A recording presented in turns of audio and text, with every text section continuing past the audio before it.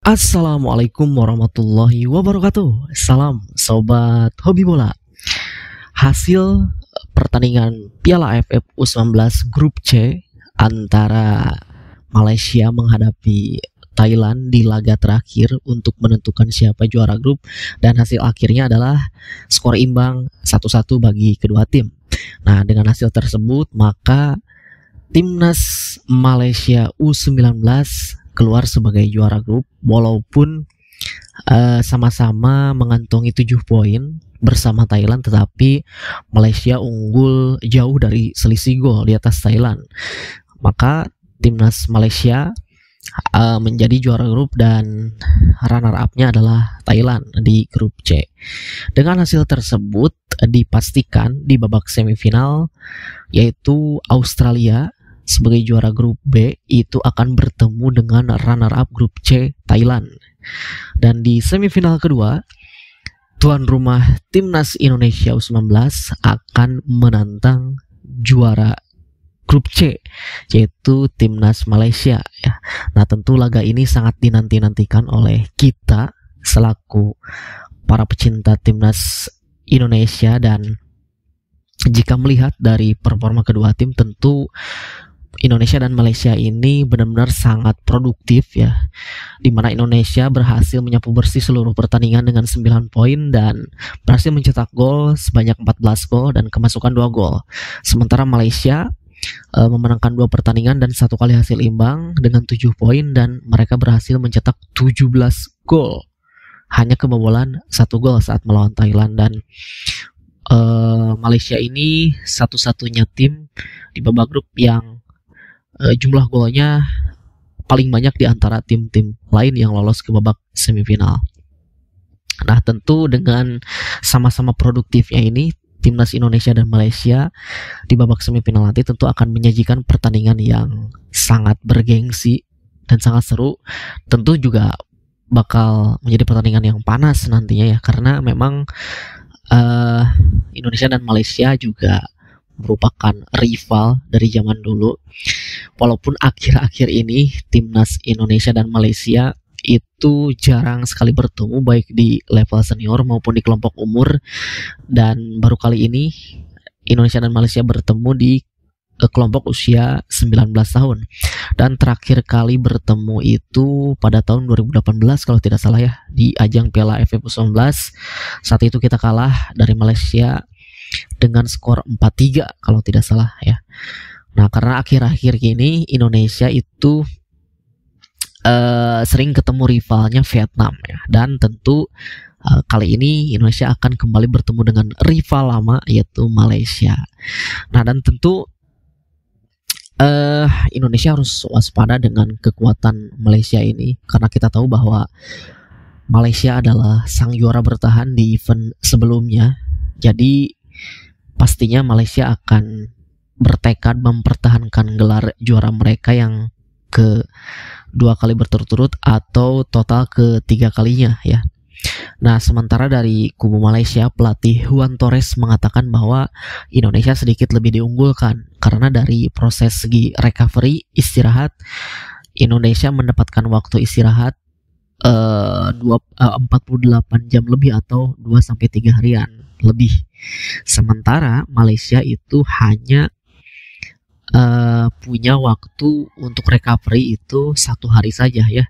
Jadi pada tanggal 25 kemarin Malaysia bermain terakhir di babak grup C, dan waktu istirahatnya hari ini pada tanggal 26, dan hari besok tanggal 27 akan digelar langsung babak semifinal ya, antara Indonesia melawan Malaysia. Ya, tentu walaupun dengan waktu istirahatnya sedikit, tetapi pelatih dari Malaysia Juan Torres mengatakan tidak menurunkan tekad kita untuk mengalahkan tuan rumah Indonesia, dan juga kita akan bisa kembali membawa trofi Piala U19 ke Malaysia, katanya begitu. Nah, tentu dari pihak Indonesia, pelatih Indra Sapri mengatakan bahwa Timnas Indonesia sudah siap menjalani babak semifinal, dan juga para pemain akan berusaha semaksimal mungkin dan tetap tampil confidence di hadapan pendukung sendiri.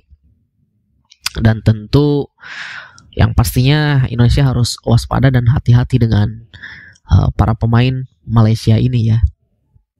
Nah, dari segi pemain tentu kemarin kita tahu bahwa kita kehilangan Welber Jardim ya, yang cedera pada saat menghadapi Timur Leste. Dia bermain baik di lini tengah, benar-benar menjadi penyeimbang tim di lini tengah, dan berdasarkan hasil pemeriksaan memang ya cederanya cukup lumayan juga gitu. Tetapi dari Welber Jardim sendiri dia mengatakan bahwa dia baik-baik saja. Bahkan dia memposting di akun Instagramnya dan siap untuk bermain di babak semifinal gitu. Tetapi ya belum tentu juga nanti Indra Syafri akan menurunkan Welber Jardim. Apakah ini merupakan suatu resiko atau tidak, ya Indra Syafri juga tidak mau mengambil resiko sejauh itu ya, karena melihat harus terus memantau kondisi dari Welber Jardim nantinya gitu. Jikapun memaksakan tentu ini akan beresiko. Nah, tentu kalau misalkan Welber Jardim ini tidak bisa tampil di babak semifinal nanti melawan Malaysia, tentu ada beberapa nama yang bisa menggantikan peran dari Welber Jardim ya. Memang dari 2 pertandingan pertama Welber Jardim ini selalu turun sebagai pemain pengganti ya, dan selalu menggantikan posisinya dari Vigo Dennis di lini tengah. Nah, di pertandingan terakhir melawan Timor Leste di babak grup, Welber Jardim mengisi posisi tengah sebagai starter, dan tentu dia sangat tampil cukup baik di pertandingan tersebut. Dia berperan sebagai holding midfielder ya, midfielder menurut saya. Jadi holding di lini tengah. Nah, tentu Vigo Dennis ataupun nanti Tony Firmansyah ini bisa menggantikan peran dari Welber Jardim, tetapi Vigo Dennis dan Tony Firmansyah ini ya harus bisa tampil maksimal nanti ketika melawan Malaysia, seperti apa yang diperankan oleh Welber Jardim di pertandingan melawan Timor Leste.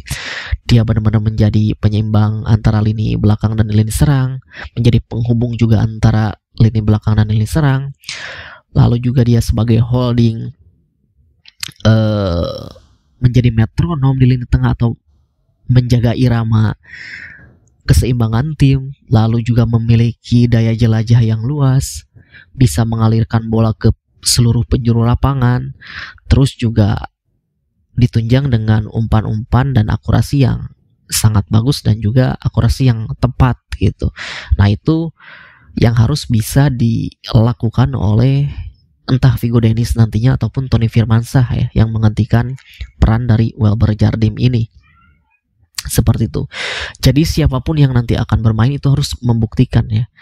Kita contoh seperti timnas Spanyol ya, ketika di Euro, ketika mereka kehilangan Pedri yang cedera, tentu pelatih Luis de la Fuente ini tidak khawatir karena dia sudah menemukan pengganti Pedri saat itu dalam diri Dani Olmo, dan Dani Olmo ketika diberikan kesempatan dia langsung membuktikan. Nah, saya harap juga siapapun nanti pemain yang diberi kepercayaan oleh Indra Syafri untuk menggantikan peran dari Welber Jardim ini di lini tengah ya, peran sangat sentral sekali, ini harus benar-benar bisa membuktikan juga gitu. Jangan menjadi tekanan kepada dirinya nantinya sehingga dia tidak bisa bermain maksimal gitu. Sementara di lini-lini lainnya selain di lini tengah, yaitu di lini belakang, peran dari Kadek Ariel dan juga Iqbal Gwijangge ini, mereka berduet sangat baik menjaga lini pertahanan timnas Indonesia. Dan begitupun juga ketika lini depan Indonesia mengalami masalah atau mengalami deadlock, nah para kedua pemain ini selalu bisa membantu untuk memecahkan masalah tersebut, di mana 14 gol yang dicetak oleh timnas Indonesia itu 6 golnya berasal dari kedua pemain bertahan kita ini ya, Iqbal Gwijangge dan juga Kadek Ariel. Bahkan Kadek Ariel ini juga bisa menguasai bola dan penguasaan bolanya juga baik ya.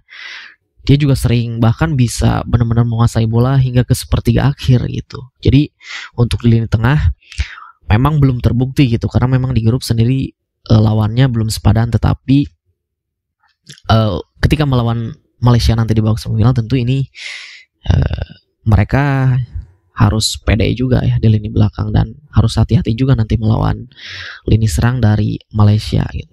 Sementara di lini depan ini sepertinya Jens Rappen akan diturunkan sebagai starter ya. karena mengingat dari performa dia di beberapa pertandingan terakhir juga cukup baik. Tentu ini apakah nanti akan diduetkan dengan Arkan Kakak ataupun dengan Ragil ya. Mungkin bisa dicoba dengan Ragil dulu, baru nanti Arkan Kakak bisa masuk sebagai super sub ya. Yang biasanya Jens Rappen yang di awal menjadi super sub ya, sepertinya Arkan Kakak kali ini akan menjadi super sub gitu. Nah, kita nantikan babak semifinal besok hari tanggal 27 pukul 19.30 ya di Gelora Bung Tomo, dan kita harapkan semoga Indonesia bisa kembali menjuarai Piala AFF di ajang kelompok usia ini. Dan Indonesia sudah lama sekali tidak menjadi juara Piala AFF, yaitu ya terakhir angkatannya Evan Dimas ya 2013 2014 ya saat itu. Ya itu juga pelatihnya Indra Sapri ya, berarti sudah berapa tahun tuh Indonesia tidak juara di kelompok usia U19 ini. Kita harapkan semoga para pemain tetap tampil maksimal, tetap tampil confidence, dan tetap santai, jangan berada di bawah tekanan dari netizen gitu ya. Karena kita akan selalu mendukung penuh perjuangan dari para pemain timnas U19 ini. Itu saja dari saya, terima kasih, sampai jumpa lagi di video selanjutnya.